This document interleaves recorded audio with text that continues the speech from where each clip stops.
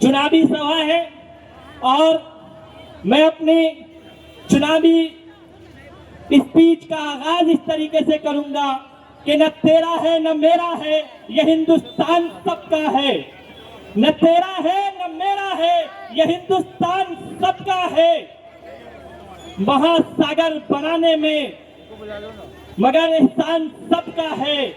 जो इसमें मिल गई नदियां वो दिखलाई नहीं देती। महासागर बनाने में मगर एहसान सबका है। मेरे दोस्तों, ये चुनावी इजलास मुंबई म्युनिसिपल कॉरपोरेशन का है और इस बीच हमारे दरमियान कई तरीके की ताकतें लड़ रही हैं। एक ऐसी ताकतें लड़ रही है जो आजादी के बाद से हमेशा से इस देश के आईन को तोड़ने की कोशिश की। हमेशा से इस देश में मुसलमानों के खिलाफ नफरत भरे अल्फाज बोले गए। इस देश में मुसलमानों के खिलाफ नफरत भरे एक्टिविटीज किया गया और एक तरफ ऐसी ताकतें लड़ रही है जो हमेशा से हमें बेवकूफ बनाती आई है, जो हमेशा से हमारे वोट तो लिए लेकिन हमारे कायद हमारे बीच नहीं भेजे। हम बात कर रहे हैं उन फिरका परस्त ताकतों की भी जो जिनके नामों से ये हमें जो सेकुलर पार्टियां हैं वो डराती आई और हम डरते रहे। वो सिर्फ इस वजह से कि अगर हमें वोट नहीं दोगे तो भाजपा आ जाएगी। हमने तो वोट नहीं दिया दोस्तों, लेकिन 2014 के बाद पूरे हिंदुस्तान में भाजपा इस तरीके से काबिज हुई कि हमारे दरमियान कोई हमारा लीडर नहीं बचा और जिसे हम वोट देते आए वो हमारे लिए बोलने को तैयार नहीं हुआ। इस बीच हमारे ऊपर कितने काले कानून थोपे गए। इस बीच हमारे ऊपर हमारे बच्चों को सड़कों पर मारा गया, हमारे बच्चों को जेलों में डाला गया, लेकिन वो तमाम सेकुलर पार्टियां अपने मुंह में ताला लगाई हुई थी जिनको हमेशा से हमने सत्ता की मलाई दी। इसी बीच सरजमीन हैदराबाद से एक शेर खड़ा होता है और पूरे हिंदुस्तान में ये आवाज लगाता है कि मुसलमानों आओ हमारे बैनर तले चलो, अब तुम्हारी आवाज है, अब तुम्हारे बच्चों को जेलों में नहीं जाने देंगे, अब तुम्हारे बच्चों की लड़ाई सड़कों से लेकर सदन तक लड़ेंगे। उस शख्स का नाम अलहाज बैरिस्टर असदुद्दीन ओवैसी है।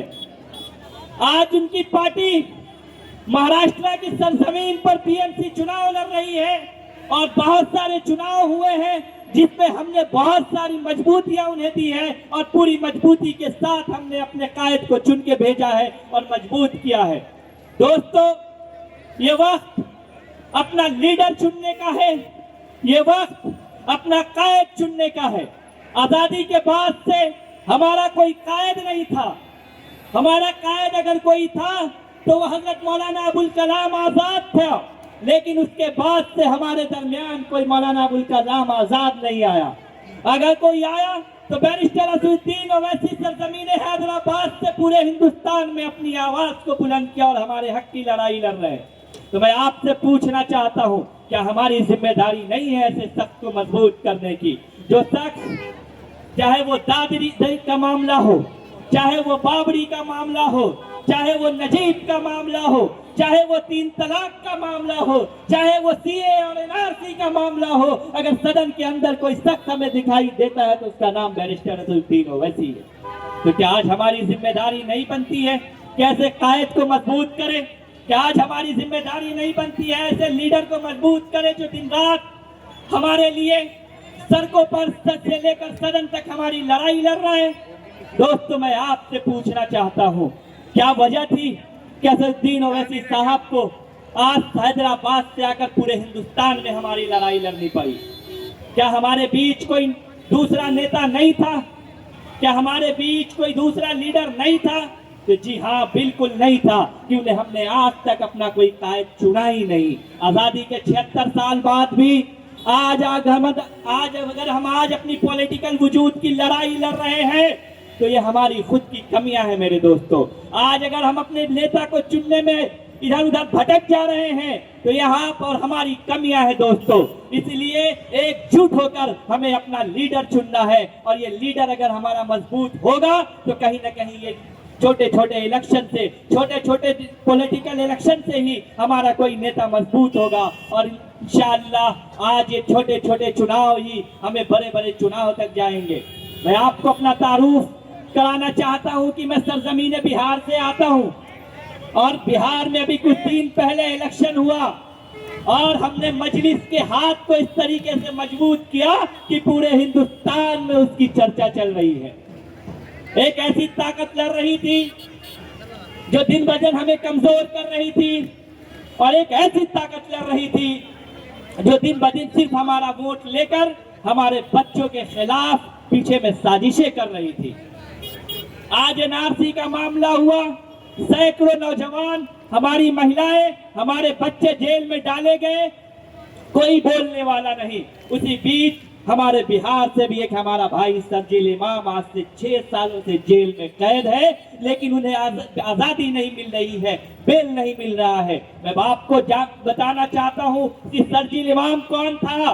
सरजील इमाम यूएसए में एक अच्छे जॉब पोस्ट पे था और आईटी फील्ड का बंदा था, लेकिन जब उसे लगा कि हिंदुस्तान के अंदर एक ताकत हमारे मुसलमानों को कमजोर कर रही है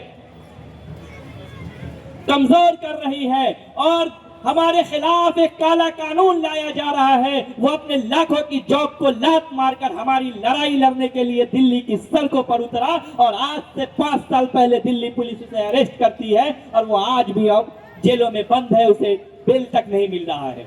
उसकी आवाज किसी ने बुलंद की तो वो बैरिस्टर असदुद्दीन ओवैसी साहब थे, और वो लाल बिहार का लाल था। आज से 6 साल पहले वो जेल में गया था। उसकी माँ, उसकी बच्चे, उसकी माँ, उसके बाप आज भी बिलक बिलक कर सड़कों पर आ रहे हैं कि हमारे बच्चों को इंसाफ नहीं मिल रहा है। लेकिन आज कोई भी सेकुलर पार्टियां उनके लिए बोलने को तैयार नहीं है। फकत हिंदुस्तान में अगर कोई बोल रहा है तो वो असदुद्दीन ओवैसी है मेरे भाई।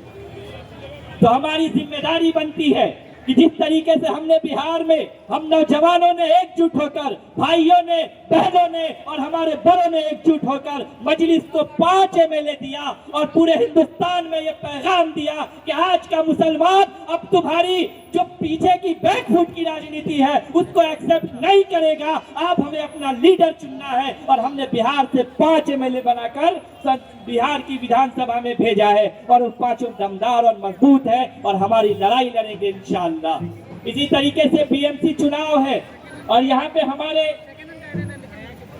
अल्ताफ भाई साहब चुनाव लड़ रहे हैं, और एमआईएम का सिंबल पतंग छाप। आने वाली 15 तारीख को चुनाव है, और 15 तारीख को सुबह आपको तैयार होकर जाना है।